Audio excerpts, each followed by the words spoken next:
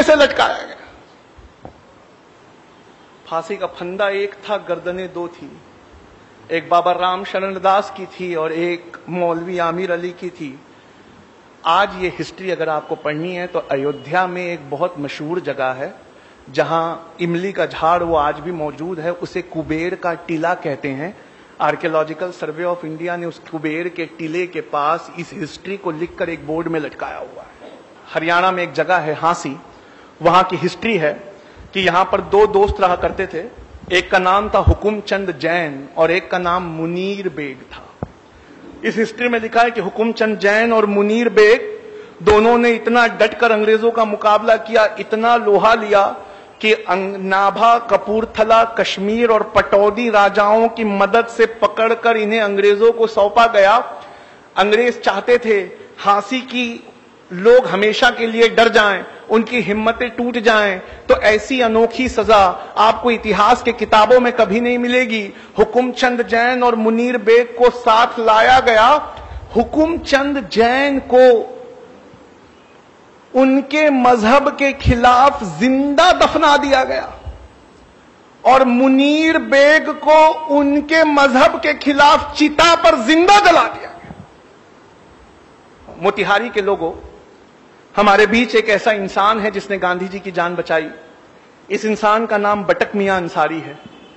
बटक मियां अंसारी को ये काम सौंपा गया था कि वो गांधी जी को चंपारण सत्याग्रह के दौरान दोनों टाइम खाना खिलाते रहे। अंग्रेजों ने बटक मियां अंसारी के सारे परिवार को एक साथ किडनैप कर लिया और उन पर यह दबाव बनाया कि बटक मियां अंसारी गांधी जी के खाने में पॉइजन मिला दे। बटक मियां अंसारी ने उनके दबाव में जब ये कदम उठाना चाहा तो ऐन गांधी जी के निवाला तोड़ने से पहले बटक मियां अंसारी ने उनके हाथ से छीनकर वो डिश फेंक दी। जब गांधी जी ने पूछा तो रोने लगे। कहा अंग्रेज उद्योगपतियों ने कल मेरे बच्चे की लाश भिजवाई है, अगर आज मैंने आपको पॉइजन नहीं दिया तो एक और परिवार से ऐसा होगा जिसकी लाश मुझे भिजवा दी जाएगी। बटक मियां अंसारी ने अपने परिवार की परवाह बिना किए गांधी जी के हाथ से वो पॉइजन भरा कटोरा छीन कर फेंक दिया।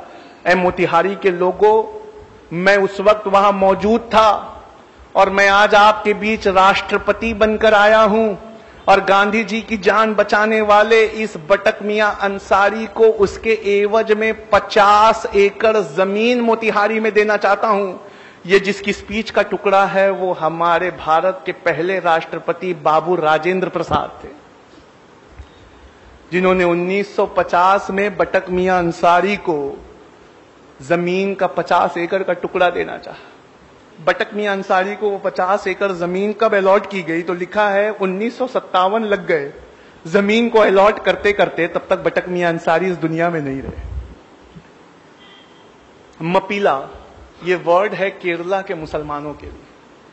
आप ये जानते हैं कि मुसलमान इन्होंने इंडिया में दाखिल अफगानिस्तान की साइड से नहीं हुए। अब रिसर्च ने यह साबित कर दिया है कि पहले मुसलमान केरला में आए थे और इंडिया की सबसे पुरानी मस्जिद जब भी आप विकिपीडिया पे टाइप करेंगे तो वो केरला में मिलेगी, अफगानिस्तान में नहीं मिलेगी। केरला के इन मुसलमानों को मपीला मुसलमान कहा जाता है। मपीला मुसलमान, इन मपीला मुसलमानों ने गांधी जी के असहयोग आंदोलन में बहुत बढ़ चढ़ के हिस्सा लिया। गांधी जी के असहयोग आंदोलन में हिस्सा लेने के बाद अंग्रेजों ने इन्हें बहुत जोर से कुचला, इतने जोर से कुचला कि क्या आप में से कोई बता सकता है जलियांवाला बाग में जनरल डायर की गोलियों से मरने वाले लोग कितने थे? 379। जलियांवाला बाग आता है, आज भी ये नाम आता है तो क्या आप इज्जत से हाथ बांधकर खड़े नहीं हो जाते? 379 निहत्थे औरतें, बच्चों और बूढ़ों पे गोलियां चलाई गई थी जलियांवाला बाग में। हम वो जब भी आता है हमारी आंखों में आंसू आ जाता है। आइए हिस्ट्री ले चलूं। लिखने वाले ऑथर ऐसे हैं जिनकी हिस्ट्री की किताबें कैम्ब्रिज और ऑक्सफोर्ड में पढ़ाई जाती हैं। नाम बिपिन चंद्रा है, चैप्टर है 17th चैप्टर, उसका नाम ही मपीला रेबेलियन है। मपीला रेबेलियन में लिखते हैं कि मपीला मुसलमानों को गांधी जी का साथ देने के लिए 1921 में यह कीमत चुकानी पड़ी कि अंग्रेजों के रिकॉर्ड के मुताबिक 2337 मपीला मुसलमानों को फांसी दी गई। मैं इनके जो लीडर थे उनका नाम था हाजी कुन मोहम्मद, मैं उनसे मिल चुका हूं।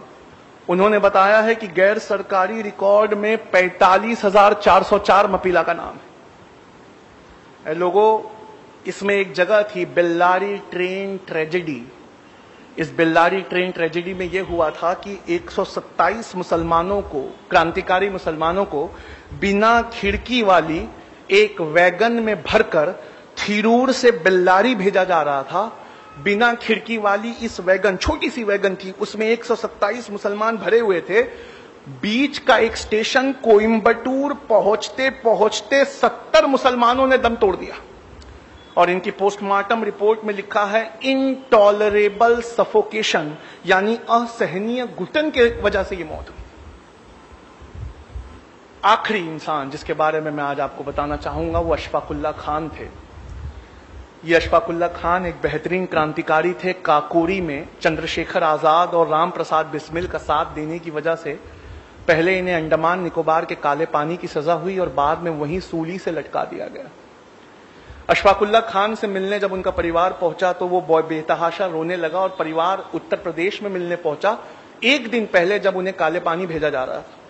अशफाकुल्ला खान ने उनके बहते हुए आंसुओं को देखा और देखकर आंसू पोंछते हुए कहा, ऐ मेरे घर वालों, तुम इन आंसुओं को रोक लो। क्या तुम्हें इस बात की खुशी नहीं है कि हर साल जब आजादी का दिन आएगा तो राम प्रसाद बिस्मिल, कन्हैया लाल और खुदीराम बोस के साथ उसी सांस में तुम्हारे भाई अशफाकुल्ला खान का भी नाम लिया जाए। गांधी जी से पूछा गया डांडी मार्च के वक्त, कहा गांधी जी अगर अंग्रेज आपको डांडी मार्च पूरा होने से पहले गिरफ्तार कर ले तो आपकी जगह कौन लेगा? इतिहास में नाम दर्ज है, गांधी जी ने कहा अगर डांडी पहुंचने से पहले मुझे अंग्रेज सरकार गिरफ्तार कर ले तो मेरी जगह अब्बास तैयब जी लेंगे। और गांधी जी कहते हैं, अब्बास देखना जब मैं जेल चला जाऊं तो तुम्हारे मुट्ठी से नमक ना छूटे। 1932 में गांधी जी को नमक आंदोलन के लिए अरेस्ट किया गया तो हजारों की तादाद में पठान निकल कर आए और खड़े हो गए। इतनी हजारों की तादाद देखकर अंग्रेज डर गए और अंग्रेज पेशावर से भाग गए। 2 दिन बाद वो गढ़वाली रेजिमेंट लेकर लौटे तो किस्सा खानी बाजार में सारे के सारे पठान टस से मस नहीं। गढ़वाली रेजिमेंट से कहा इन पर गोलियां चलाओ। गढ़वाली रेजिमेंट के जवानों ने बंदूकों को लोड किया, देखा सबसे सामने की सफ में पठानों के बच्चे लगे हुए हैं और उन बच्चों के बीच उनका लीडर खड़ा था, उसका नाम था खान अब्दुल गफ्फार खान। अंग्रेज ने कहा कि ये खान अब्दुल गफ्फार खान, हथियार तो पठानों का जेवर होते हैं, तुम्हारे हथियार कहां है? कहा हमने गांधी से वादे के चलते अपने जेवर को उतार के फेंक दिया। कहा गांधी से वादा किया है, हथियार तो छोड़ो, हाथ तक नहीं उठाएंगे। ये फोटो, वहां जमा लोगों की फोटो आज भी गूगल और विकिपीडिया पे मौजूद है। सामने की 2 सफ में बच्चे खड़े हैं और पीछे हजारों की तादाद में पठान खड़े। फिर अंग्रेजों गढ़वाली रेजिमेंट ने अपनी बंदूकें लोड की। इससे पहले गोली चलाती, गढ़वाली रेजिमेंट ने बंदूक ये कहकर फेंक दी, हमारे देश में एक जलियांवाला बाग काफी है, निहत्तों पे हम गोली नहीं चलाएंगे। अंग्रेजों ने खुद साख्ता बंदूकें उठाई, 207 लोग मारे गए।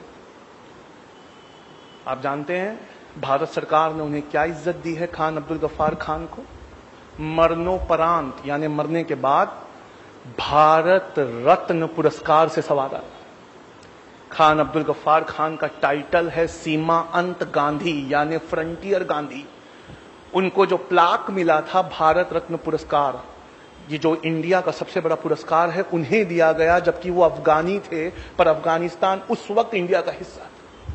उस प्लाक में से मैं पढ़ता हूं, उस प्लाक पे भारत सरकार ने क्या लिखा है। उस प्लाक में ये लिखा हुआ है कि किस्सा ख्वानी बाजार के दिन अपनी बहादुरी, दिलेरी और गांधी जी से चलते वादे के मुताबिक हिंसा के विरोध में अपने हथियारों को फेंक देने की वजह से और 90 साल की अपनी जिंदगी में से 45 साल जेल में गुजारने की वजह से सीमांत गांधी खान अब्दुल गफ्फार खान को भारत सरकार भारत रत्न से नवाजी। डीएनए ये एक न्यूज़पेपर है जो मुंबई में निकलता है। इसके आफ्टरनून एडिशन को टाइप करिए, उस पर लिखिए मीर उस्मान अली डीएनए। गूगल पे टाइप करके जैसे ही आप एंटर करेंगे अखबार की ये पेपर कटिंग खुलेगी जिसमें लिखा है 1965 में पाकिस्तान से हो रही लड़ाई के वक्त इंडिया के पास पैसे की कमी पड़ गई थी, तो भारत के प्रधानमंत्री लाल बहादुर शास्त्री ने ये अपील करी थी और अपील कर ये कहा था कि ये लोगों आगे बढ़कर चंदा दो नेशनल डिफेंस फंड में। मीर उस्मान अली ये उस समय हैदराबाद के निजाम थे। उनसे जब लाल बहादुर शास्त्री की अपील को सुना तो उन्होंने फोन किया लाल बहादुर शास्त्री से, कहा sir I want to meet you, आप हमारे हैदराबाद में आइए।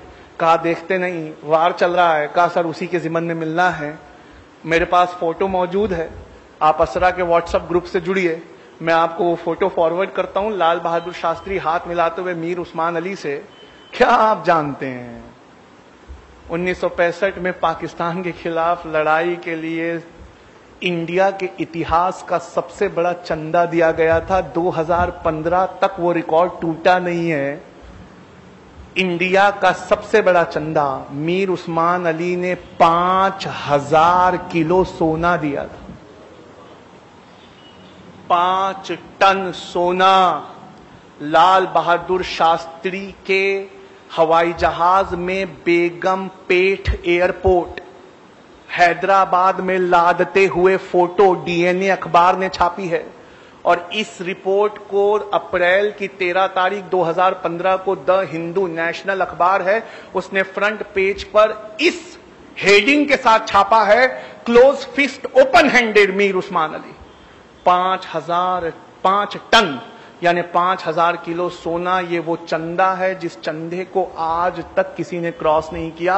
ये इस देश की हिफाजत के लिए दिया है। लोगों पढ़ लो, अगर नहीं पढ़ोगे तो कभी नहीं जान पाओगे कि जय हिंद ये नारा लिखने वाला आंध्र प्रदेश के एक मुसलमान थे, उनका नाम मोइनुद्दीन हसन हक था। लोगों पढ़ लो, नहीं पढ़ोगे तो कभी नहीं समझ पाओगे कि जिस प्लेन क्रैश में नेताजी सुभाष चंद्र बोस मारे गए उनके साथ मरने वाले कर्नल हबीबुर रहमान थे। लोगों पढ़ लो, अगर नहीं पढ़ोगे तो कभी नहीं जान पाओगे कि तुम्हारे बुजुर्गों ने क्या क्या इतिहास में लुटाया है। किसी और की कोई गलती नहीं है, उल्टा मुसलमान कौम को हिंदू कौम का कर्जदार होना चाहिए कि हमारी हिस्ट्री को उन्होंने किताबों में बचा के रखा।